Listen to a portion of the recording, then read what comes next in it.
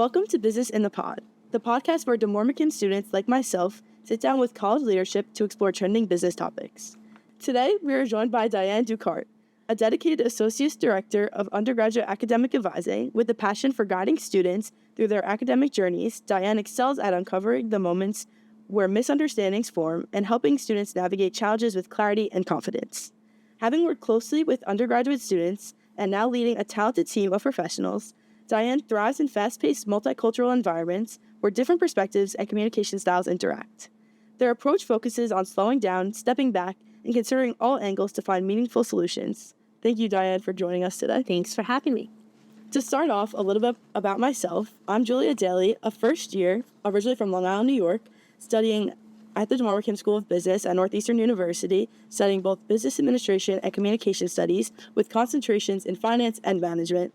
On campus, I'm involved in clubs such as Women in Business, Lead 360, Northeastern Dance Company, and We Invest, to name a few.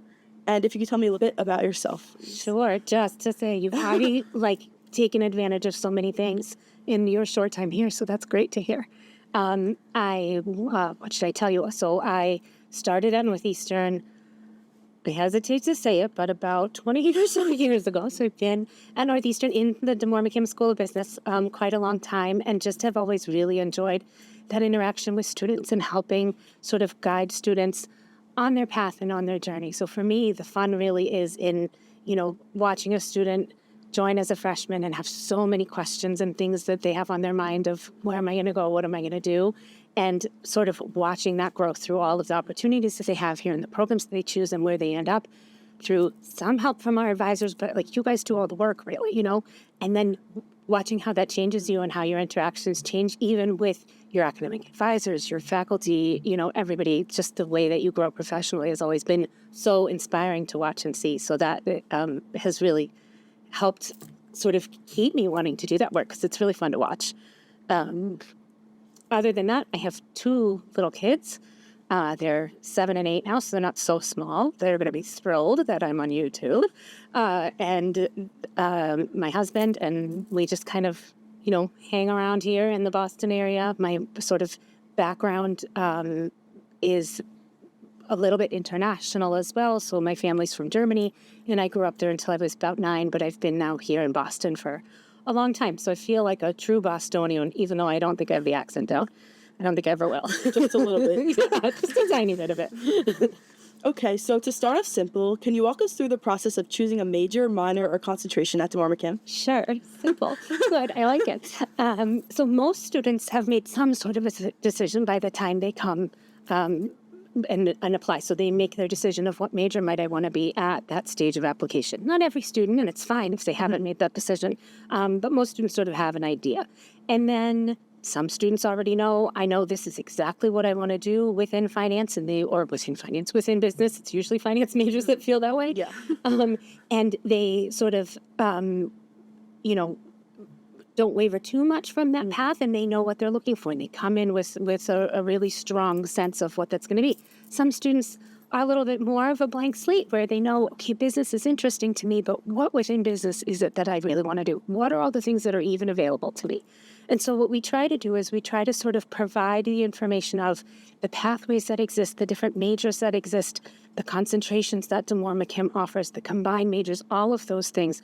We try to offer that as information to students in lots of different ways, because you never know when you're going to be ready to hear that or when you're going to be ready to absorb it. So there's lots of written information on the website, but we also talk about those things at welcome days, at orientations, in the first year seminar class that we do, during those first initial academic advising meetings with students. So we're always sort of talking about that and just wanting to make sure that students are, that they feel like they have time to make a decision, make a shift, make a choice, but also kind of know when is the timeline to make a little bit of more of a final decision before it becomes, you're needing to add on to your studies. So usually that timing is like right around the middle of your sophomore year.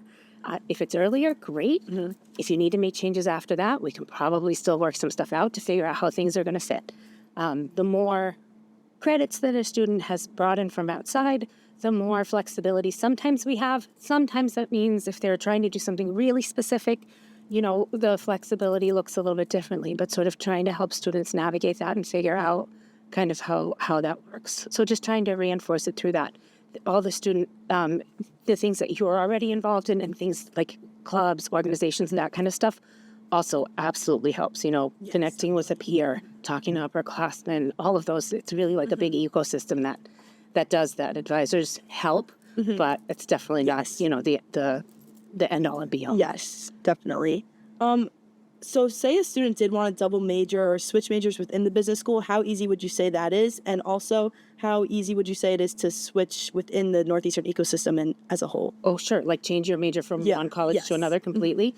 So for students that are, and you sort of from experience because you're in one of the combined majors that we have. So that's a major that has already been sort of curated for you. The business school got together with KMD and sort of the College of Arts, Media, and Design and sort of has said, okay, we see where these two majors can match up really well. How do we make all of that fit into a time span that could fit into 4 years? Yes. While still doing co-ops and all of that. 'Cause it's a lot to fit. And so some of that negotiation for all of the combined majors that we offer has already happened. If you decided on your current path that, maybe you like one side of that major more than the other and you experienced something while you were on co-op or learned something in a course or throughout your involvement that you're like, oh, you know what, it's really like, I'm really leaning more towards this and like this stuff, I don't know. Then it would be a fairly simple switch because you already sort of have that happening and you're on that path. But some students come in really undecided and are decided on business, but they don't know what else or want to maybe add a combined. So we just kind of talk that through. We have a chance to have conversations about that a little bit during orientation with students and then even more during sort of like the first few academic advising meetings that they have. And we just sort of try to gauge how sure are you about what it is that you're wanting to do? And then if you're not so sure, okay, how do we get some variety in there? How do we use your NU Path courses that you have to have you taking something that you might be interested in while you're still satisfying something towards the business administration degree, if that's the degree that you're in or whatever major you're in now. So trying to see where do things overlap, where can things count for both so you can make progress towards the program that you're in now and sort of also maybe experience some things if you are going to change over. There's a time limit, obviously, on that. That doesn't last forever. The ability to sort of dip both of those things. And so usually we can get maybe a semester's worth of courses that overlap pretty well. And then after that, it gets a little bit harder. Yes. And so, sort of timing-wise, that's kind of what that looks like. The process in and of itself is not so hard. It's the deciding and the sort of collecting all the information that you need to make a good decision. I think that's probably more difficult. Yes. Like when I applied, I know I came in as communications and sociology, which has nothing to do with what I'm doing right now. Yeah. But I like that Northeastern, they make it very easy to switch, especially in the beginning. Like I don't have to reapply to be in the business school. It was an easy switch. So I mean, there's like academic standing requirements, right? So we want to make sure that students are sort of generally in good standing. That's important. But want to also help to figure out, okay, if you're not in good standing, is it because the coursework that you're taking in your current majors are not a great match? And so, we can have conversations around that too. Kind of switching it up, as we are a very experiential-based program, how do academic advisors support students in planning their coursework while accommodating these co-ops, internships, and other extracurricular activities? That's a good question. It's one of the things that I think is the most fun about doing this kind of work at Northeastern, because at other, more traditional schools where co-op maybe isn't a factor or isn't as big of a factor, why not need to sort of worry about, okay, but when are you going to be on co-op or how are you going to do that? Yeah. Not that it's a worry, but just planning it in, right? And so one of the things that's always fun or I find really interesting is to sort of see the types of questions that people have at welcome days, at orientations, and those to say like, okay, you're telling me there's all this wealth of stuff, but how's it all going to fit? Yeah. Which is a completely valid question because, right, how does all that fit? But then, thinking about sort of, okay, so where does the co-op cycle maybe start? And then how do we map the pieces in after that? Are there summer classes that students might need to take because they're making up for the time that they're maybe spending while they're working? And how does all of that, fit into, are there, we call them open electives. So those are like courses that students may have that they can choose whatever they want to do with it. You're using a lot of your open practice probably towards exactly towards the other side of the major, right? So that's a really good choice to make with those open electives to say, I want to combine major on those. But also some students say, well, I'm not really sure what I want to do. Or I don't want one specific thing. I want to take some of this and some of this and some of this. So figure out how many of those are there and where do those belong. And then it has a lot to do, too, with student preference. How long does a student want to be in school? You know, we don't want to keep you forever. You want to graduate. You want to get a job, you know, all of that. But also, what's reasonable for you and for your family, just for the trajectory. So finding that, like, collecting all of those pieces and sort of making that puzzle fit. But most of my team, if you ask them all, they'd probably say, like, that's one of the most satisfying things is to figure out how does it all fit, you know? And so it's fun. It's fun to just sort of help out with that puzzle after knowing sort of all the preferences. Speaking about puzzle, I know I just decided yesterday that I am double concentrating, so now that I have no puzzle pieces left, but go back to Megan Sheffield. You plan that in? So my next question is, how do you help students explore career paths based on their academic interests? You kind of discussed it before, but if you could just expand. Yeah, sure. So career path-wise, academic advisors are definitely not the experts on like all the career paths that are out there. So we will use the network that we have and make lots of referrals and provide lots of resources. Faculty experts in the field are really amazing resources, you know, talking to the faculty that teach the coursework that's related to the field of interest. There's just so much wealth and like in the knowledge of, okay, so what did you study and how did you know and how did you get to your career path? And what I find is that people love talking about themselves and talking about what they do, especially if they are involved in this kind of work where they really are wanting to educate students. They want to share with you their path because they know that you can use some of that information. And so those kinds of referrals. So faculty, certainly guiding students to maybe start at the end and say, okay, what are the kinds of jobs that look good to you in like a listing on LinkedIn jobs or listing in even AnyWorks. You can look at AnyWorks already and just sort of see like, okay, what kind of job am I maybe aiming for?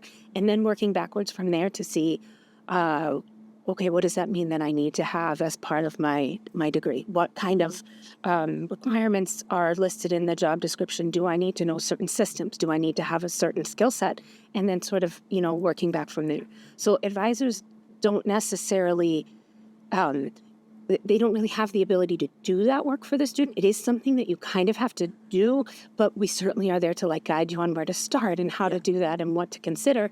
And then once students have some more of that information, then to be able to say, oh, have you thought about how this links together or how, like those kinds of things? Or did you know that this minor is out there? Because we certainly are in and out of the undergraduate catalog with the offerings quite a bit. So we kind of are like, oh, but I saw this other course that might be interesting. So for like those kinds of connections. Did I get the answer most of it? I recently also just found out about the finance semester in London through my advisor. I love hearing about new opportunities. And speaking of new opportunities, are there any new or unique academic programs, courses, or concentrations that you think set our business school apart?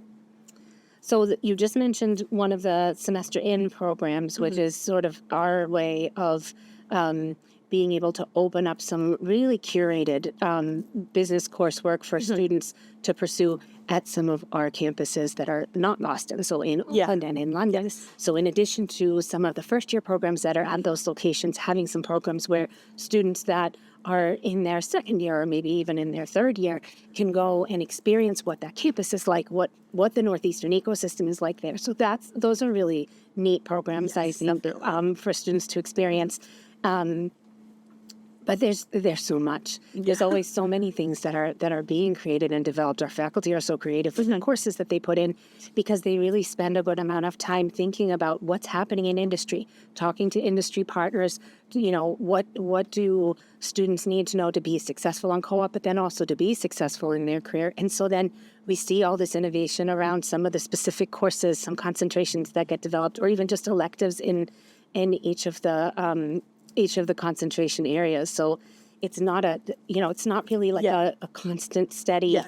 We've always taught this course sequence in exactly the same way kind of a thing, which I think is what makes it so valuable and so just, it lives in the real world, I think. Kind of switching it up, what would you say are the most common challenges among business students, and how do you help them overcome them? Oh, sure. Good question.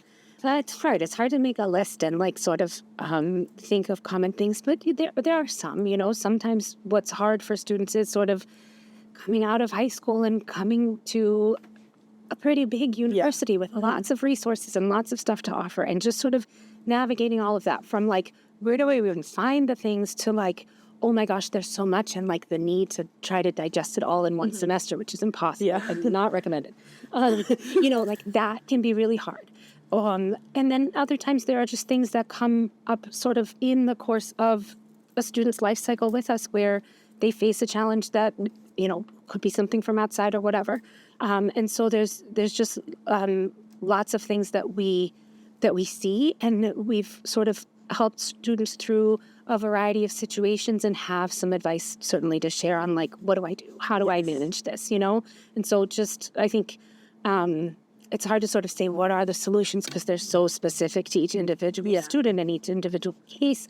But just to know that that's what advisors are here for. When you hit a roadblock and you're I really don't know what to do. Who do I even ask? And if you maybe your advisor doesn't actually have the answer, they're a really good resource just to say you might not have the specific answer, but what direction should I even start off in? Yeah. And they're always happy to do that and do that referral and say oh, I had a student once, of course, FERPA, we wouldn't share any names, but that maybe this kind of a thing happened to, and here's what helped them or something. So they're a good resource. Yes, definitely. It's a conversation for sure.